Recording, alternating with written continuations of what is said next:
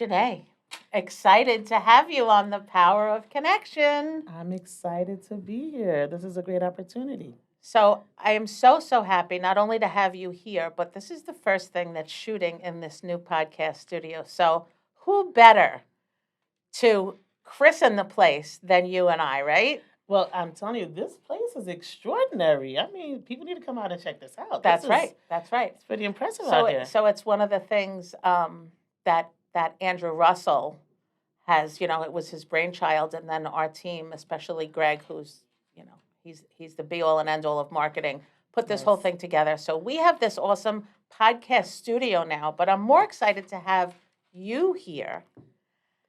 Um, you know, we met maybe a year ago, and I've always just been so inspired by what you do. You recently won that beautiful NISAR award for community, and we're working together now on an upcoming event. But I would love for you to talk about, what you do, because you are one of the most passionate people that I've ever met. Thank you. And the connections are everything. So tell us a little bit about what you do. I get up every day and I'm grateful. That's where it starts. Grateful that I have the opportunity to be of service, right? Like that's my prayer every day, Mhm. that I will be a resource for someone, right, to accomplish their goals and dreams. And fortunately, it's in the real estate realm and the finance world, and it just all kind of comes together naturally. Just amazing. So um, we met because you became the president of the Queens Realist Association. Yes. Tell me a little bit about that organization. The Queens Realtors Association is a chapter or board of the National Association of Real Estate Brokers, referred to oftentimes as NAREB, NAREB. NAREB is the nation's first Black real estate trade association. Um, it was founded in 1947. At that time, people of color could not be realtors, as most people are familiar with that terminology, which is actually a membership to the National Association of Realtors. And people of color couldn't be members, but we still wanted to, buy homes, invest, have a safe place for family. So these 11 men and one amazing Black woman said, you know what, we're going to go create our own little club. And that club was NAREB in 1947.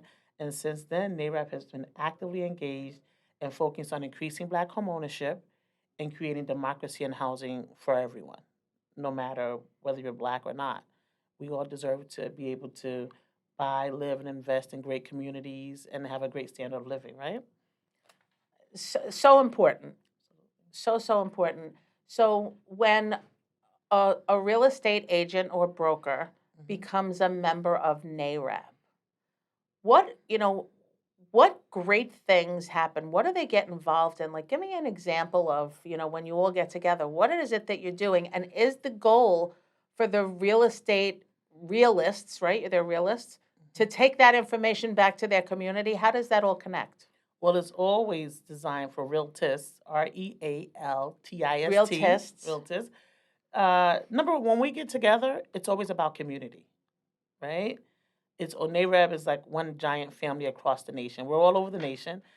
So we're like one big giant family. And the goal here in Queens is to make sure that we're educating other real estate professionals, right? Anyone that's connected to the real estate transaction should be in the room with us, because we're all servicing a similar or same community, which is the real estate community, right? Individuals who want to buy, sell, or purchase real estate.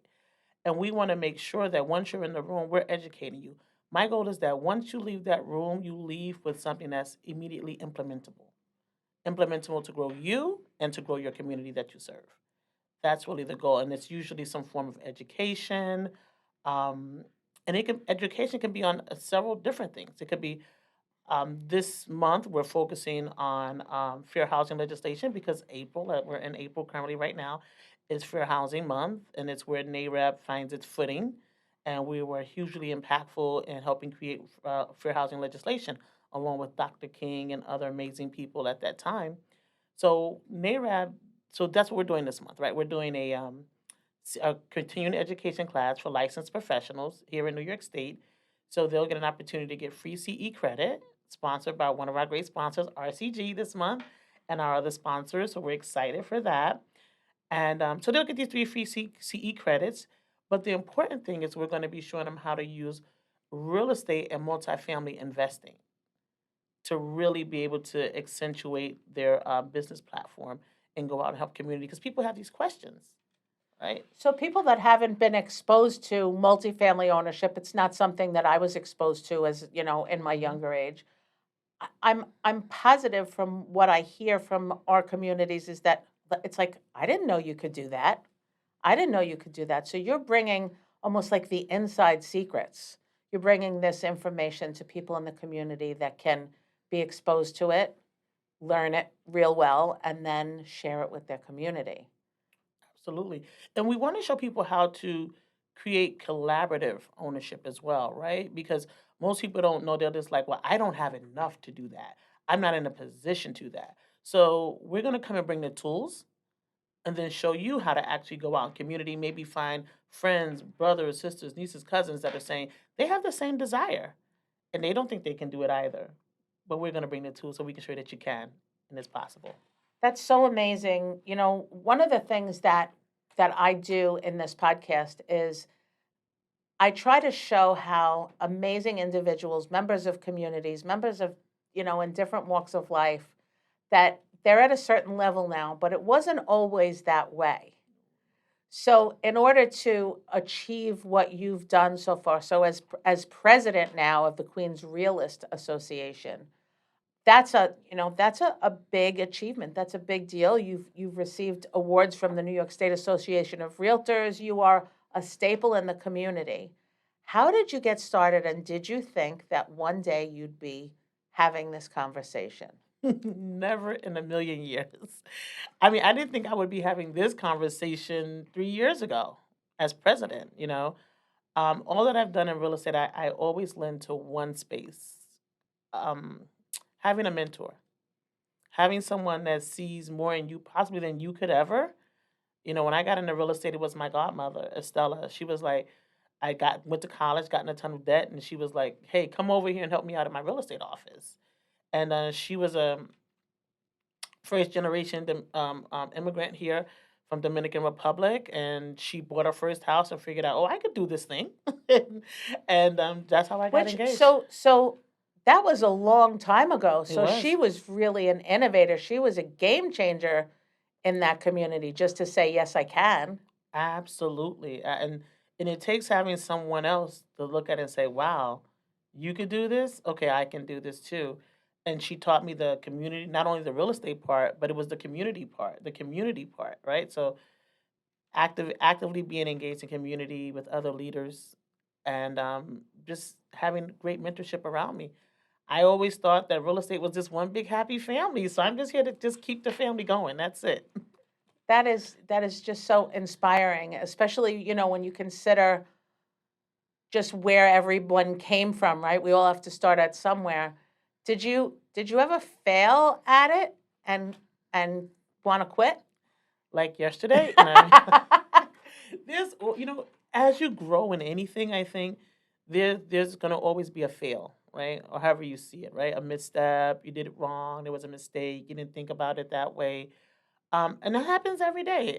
It doesn't matter where you are in life, right? There's gonna and it's, but I think it's a mess. Whatever mess you make, go and make it the message, right? Change it, shift it, allow it to be something that lets you grow. And my philosophy is, I always say, usually when I do anything or I venture into something, yeah, it's usually a really big mess, right? But what ends up happening, when I see this mess happening, I go, okay, God's got a bigger plan. He's prepping me for what's coming down the road, right? He's prepping me for when I'm going to need this, when the deal is bigger, when the income potential is bigger, or it's more important to someone's life, it's going to be more impactful. Mhm. So I just take it as it comes, and I'm like, well, this is just part of the package. It's just a lesson for the blessing. That's it. That's it. So cool.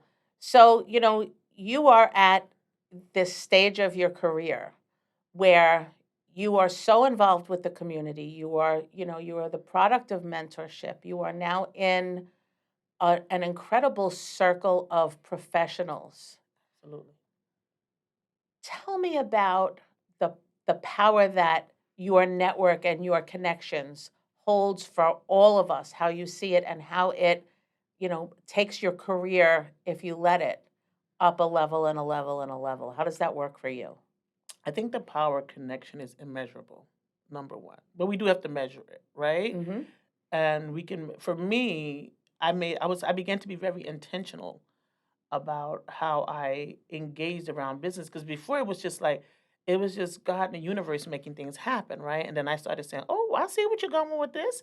I see what you're doing," right? And things were, people would call and say, "Hey, Janay, I have a friend that wants to list their house," or "Hey, Janay," and before I would say, back after the market crashed, I became a short sale professional. It's a large resource professional, and what I people would call me and reach out to other agents would reach out for me to help them do deals, and people would say, "Who does that? No one calls another agent."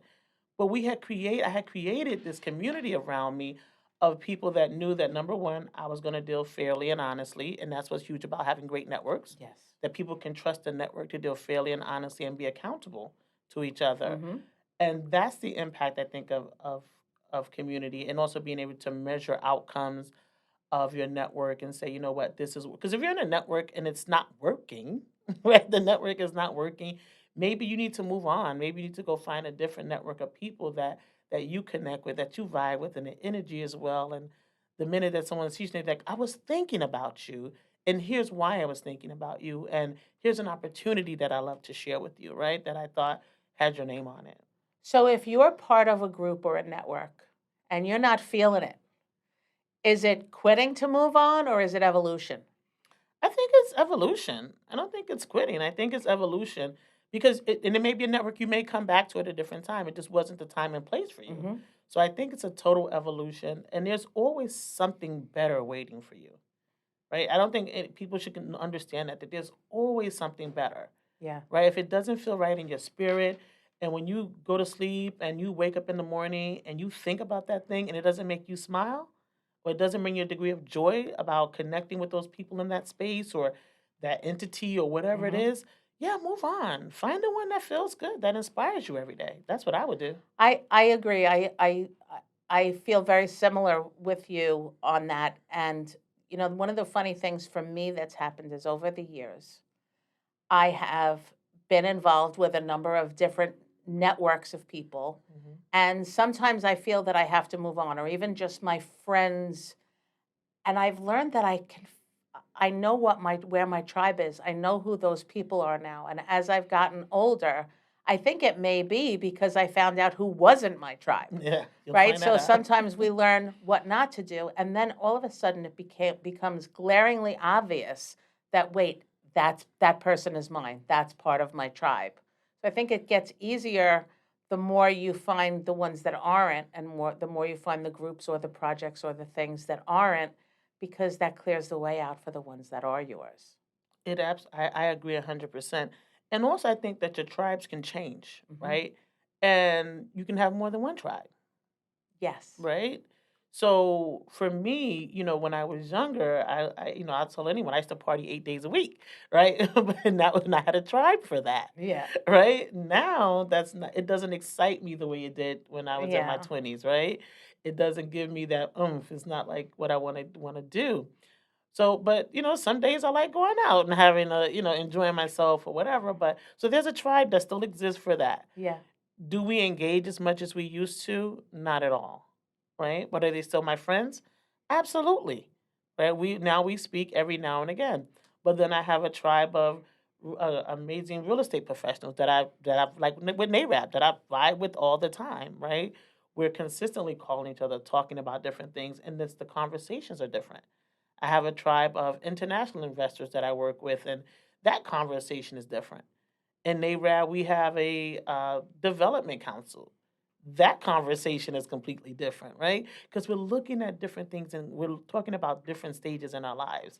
So it's good it's a blessing to have all the tribes, right? And everybody And you're plays their part. inspiring each other because Yeah. you're bringing totally different opportunities and different scenarios and different experiences to that collective table. Someone once said to me, absolutely, someone once said to me, think of your life like a play, right? Some people are going to be in the front row, some people are going to be in the rear, and some people are going to be in the balcony, right? And That's a that's, great way to think of yeah, it. and that's just how it is. We're all here seeing the life play out together. Right. We're just at different, And different places sometimes in the they room. change seats. Yeah. And sometimes there's an intermission and you come back. Exactly. That's a really great way to look at it. Absolutely. So if you were younger you, Mhm. what advice would you have given? Like, because I just think that younger me and most people in their younger period of life couldn't see all of the good that was ahead. What would you tell yourself or someone like you who was looking to have an impact on their community, have a successful career, really make the most out of their life? Do you have any words of wisdom? I would say enjoy the process. Slow down, enjoy the process. Don't take yourself too seriously. It wasn't until about a few years ago I realized I've been taking myself way too serious, right? And I'm usually, people wouldn't think that because I'm usually a really fun going person, but I'm a big kid at heart. And sometimes we get so caught up in business and trying to have our successes in life and business and family that we forget to enjoy the process. So that's the one thing I would say. Just slow down and enjoy the process. That is great, great, great advice. I found that I was so focused on business that when I started to focus on giving back and serving others, my whole life changed. So some people are so focused on themselves when what we really need to be focused on is others. And for me, it's easier, Yeah, because right? that's who you are. Yeah, like I sometimes to a fault, right? So you got to have some balance there. I really do, and it just brings me, everybody has a thing that brings them joy, right? Hmm. It could be shopping, it could be traveling, it could be work, it could be your work, right? And that's a strange thing for people who don't enjoy their work. That work can bring you Yes. joy, but my work brings me joy, and you just gotta just enjoy it. That's it. So other than inspiring realist, realtists, Hmm. realtors, real estate professionals, when it comes to your community and people thinking about maybe investing in real estate or thinking that they can't do it, how do you help them? Number one, I approach real estate and investing and dealing with customers and clients from a very what I call a holistic manner. I actually like to sit down with every client and kind of go through a what I call a kind of a financial checkup, right?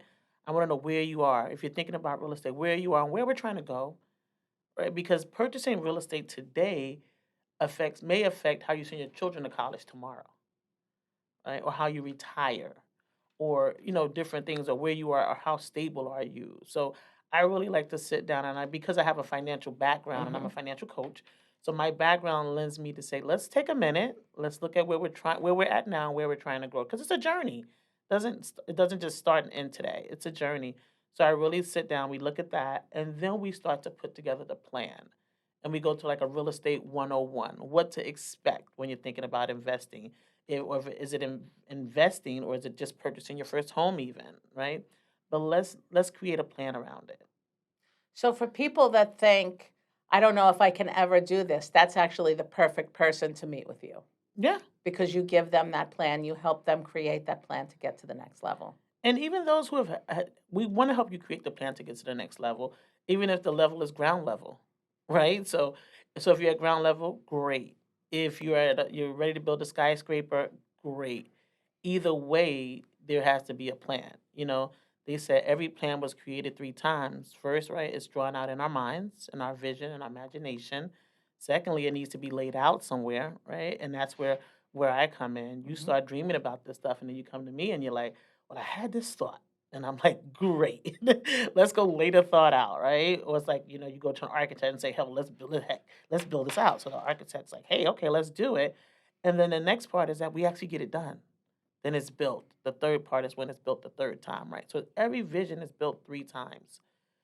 And sometimes I come in to helping create the vision. because people have never even thought that they can do this thing. And they're like, I just thought it was impossible. All right, so we help create the vision sometime and then just watch it flourish. Man, that is the best. How amazing. That is the best. Well, I want to thank you, Janay. It is such an honor to have you here. I have watched you and admired your work and just your energy and the love that exudes from you for a while. So thank you for being our first guest in this space. Thank you for having me in And this for joining amazing us space. on the Power of Connection. I love it. Thank you so much.